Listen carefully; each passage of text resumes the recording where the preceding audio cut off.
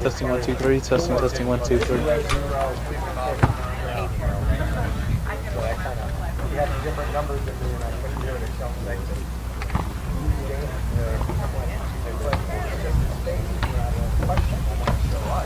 right now, the TV is on the question.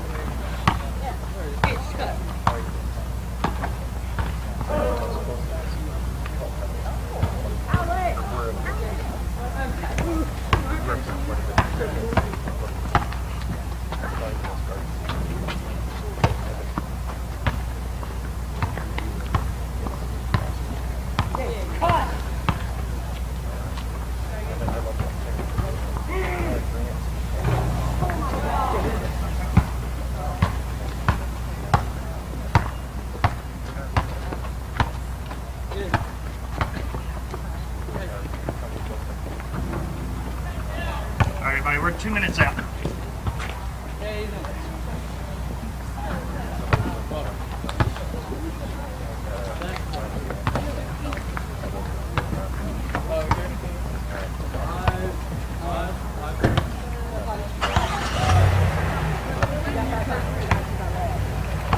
I will. I can. Yeah. I think he's good there.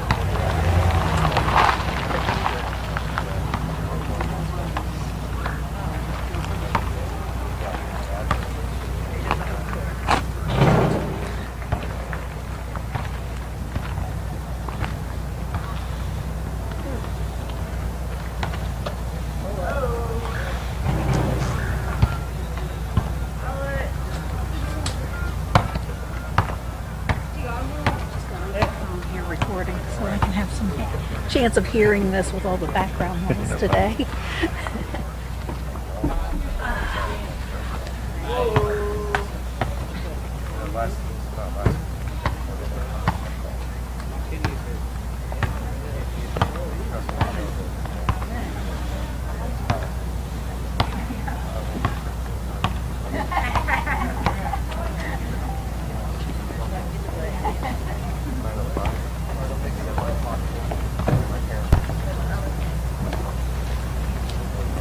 Testing 1, 2, 3.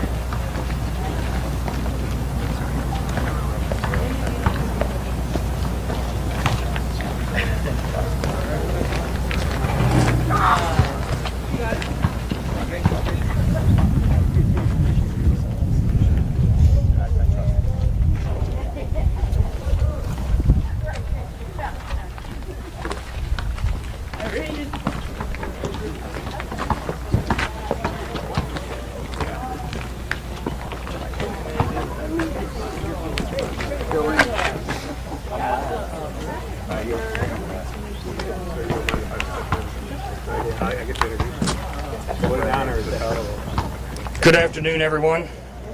My name is Craig Browning, and I'm the External Affairs Officer assigned to this event. Appreciate you joining the Interagency Joint Press Conference, where we'll get remarks from local, state, and federal officials regarding the train derailment in East Palestine.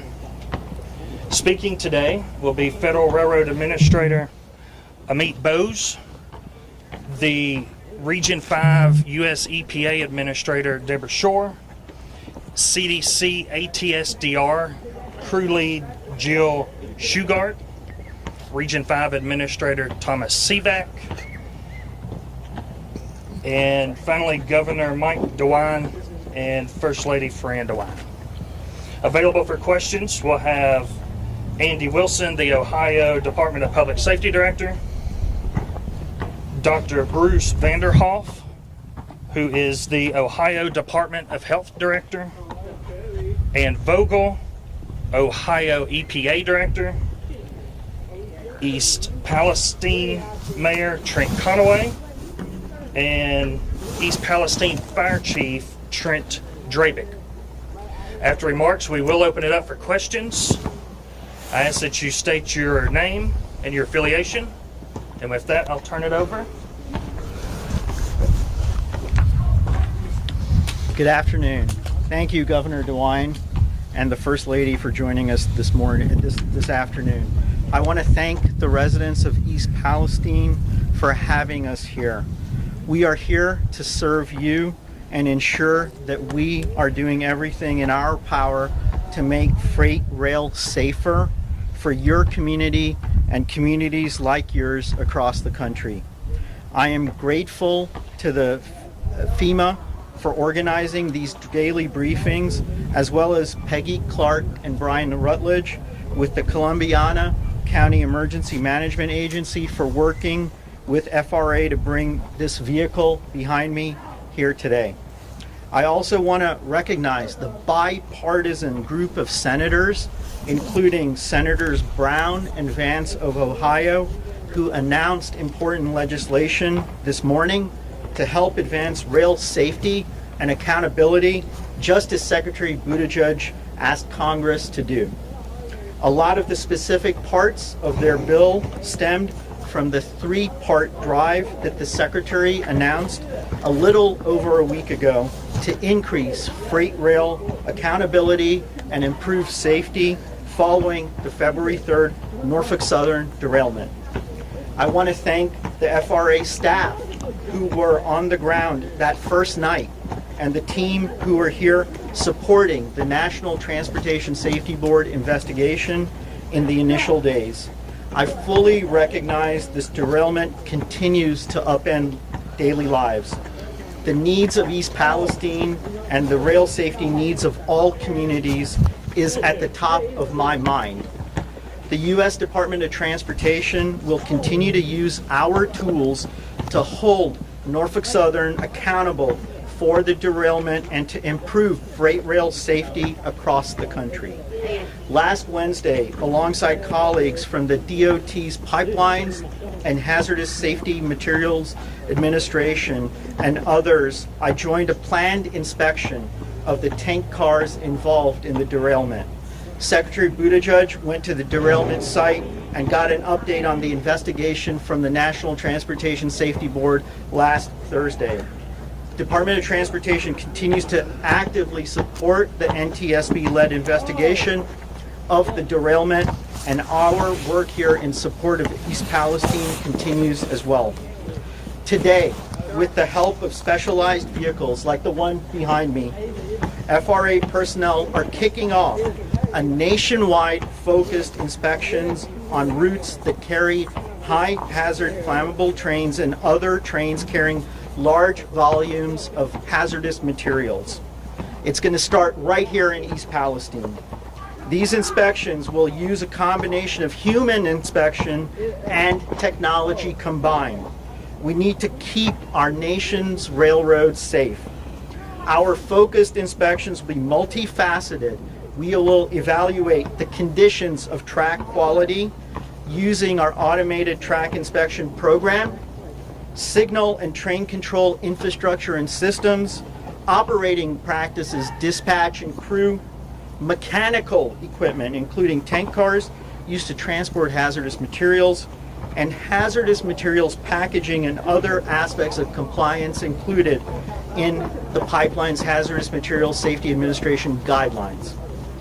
Taken together, these are critical components of maintaining a safe and reliable rail network for the people working on railroads and the many people that live near them.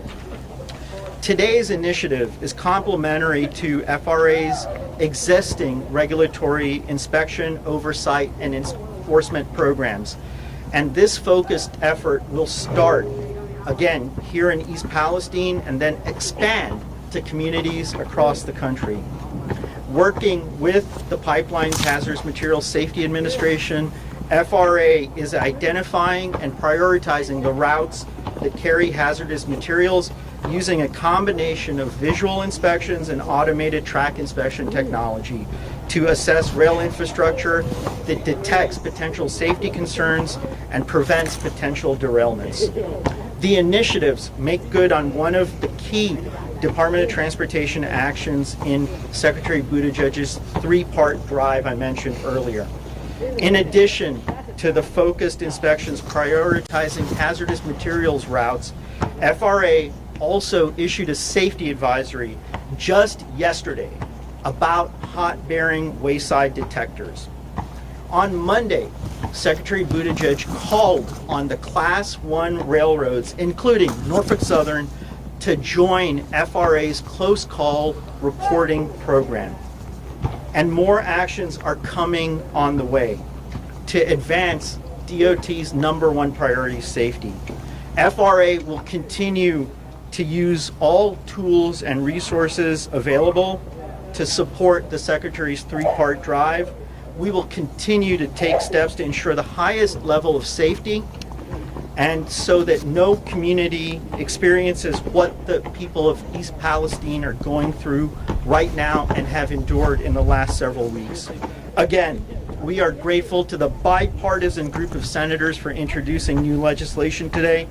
We look forward to working with Congress to do more on this important issue.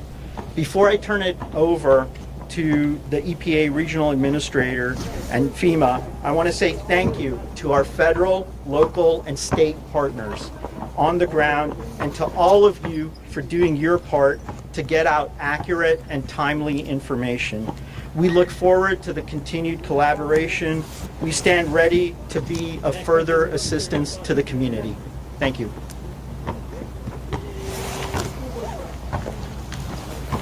Thank you, Director Bowes, and good afternoon, everyone. I'm Deborah Shore, the Regional Administrator for US EPA Region 5. I'll start with a brief operational update. EPA has conducted 585 home re-entry screenings to date and continues air monitoring at 16 stations within the community. There have been no exceedances for residential air quality standards, and outdoor air quality remains normal. EPA is continuing to offer the air screening service to any resident within the evacuation zone who wants a screening. I encourage anyone who hasn't taken advantage of this service to get in touch with us. Tomorrow evening, Thursday, is our next public meeting and resource fair at the high school. From 6 until 9 p.m., we'll be holding a resource fair in the gymnasium to give folks a chance to talk one-on-one with staff from EPA, from HHS, from the Ohio EPA, and other agencies.